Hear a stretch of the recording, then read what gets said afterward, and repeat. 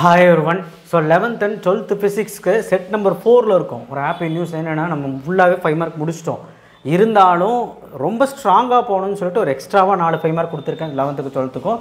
and இன்னைக்கு அந்த 4 5 mark கூட சேர்த்து 3 மார்க் ஒரு டாப் 15 3 மார்க் வந்து நான் கொடுத்திருக்கேன்.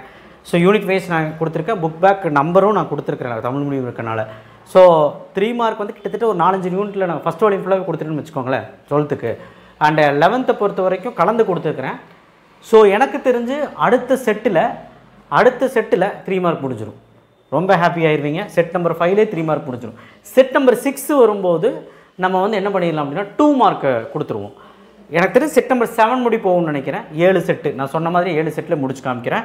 கண்டிப்பாக உங்களால் இந்த சீரீஸை வெற்றிகரமாக முடிக்க முடியும். டைம் போயிட்டுருக்கு, இன்னும் ஒரு வாரம் தான் இருக்குது. தயவுசெய்து படிங்க, சப்ஸ்கிரைப் பண்ணலாம் பண்ணுங்கள். அண்ட் கீழே அந்த லைக் பட்டனை கிளிக் பண்ணி வாட்ஸ்அப் சேனல் லிங்க்கில் வந்து ஜாயின் பண்ணுங்கள். 12th ஸ்டாண்டர்டுக்கு யூனிட் 2ல் internal resistance of cell using voltmeter அகமின் தடையை கணக்கிடுதல். Unit 9 energy expression for electron Bohr energy.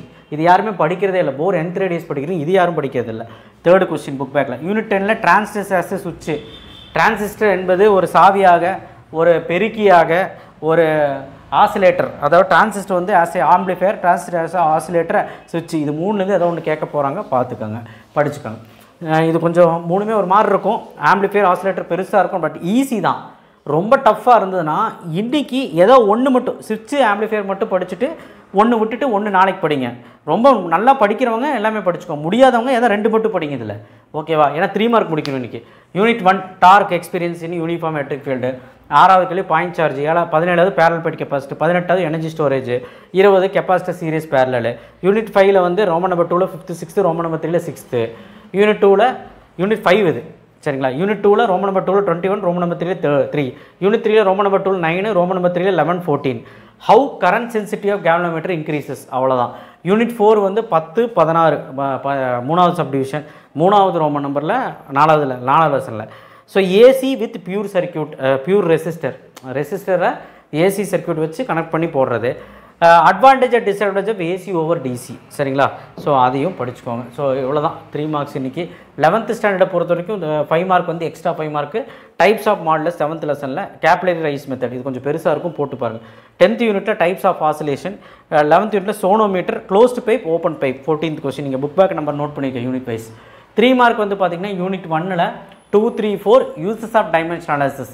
3rd Roman நம்பரில் 5th one rules for rounding off. இது முடிச்சிடலாம், ஈஸி தான்.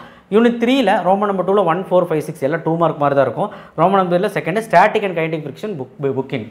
யூனிட் 4ல் ரோமன் நம்பர் 2ல் இந்த கொஸ்டின், ரோமன் நம்பர் 3ல் 2 question. Relation between kinetic energy momentum. இந்த கொஸ்டின் கேட்டுட்டு தான் இருக்காங்க, நிறைய பேர் படிக்க மாட்டேங்க, படிச்சுக்கோங்க. யூனிட் 6ல் கெப்லர்ஸ் லா, அந்த 3 லா மட்டும் படித்தா போதும். யூனிட் 10ல் ரெசனன்ஸ், ரொம்ப ஈஸி, 15th கேள்வி. 9வது கேள்வி வந்து லா ஆஃப் பெண்டுலம். இதெல்லாம் ரோமன் நம்பர் 2ல் இருக்குது. ஸோ இதுதான் இன்றைக்கி. ரொம்ப அதிகமாக எல்லாம் கொடுக்கல. இந்த 3 மார்க் படிக்க உங்களுக்கு வந்து 1.5 மணி நேரம் கூட ஆகாது, அவ்வளோதான் டைம் எடுக்கும். ஒரு மேக்ஸிமம் 2 hours கூட ஆகலாம்.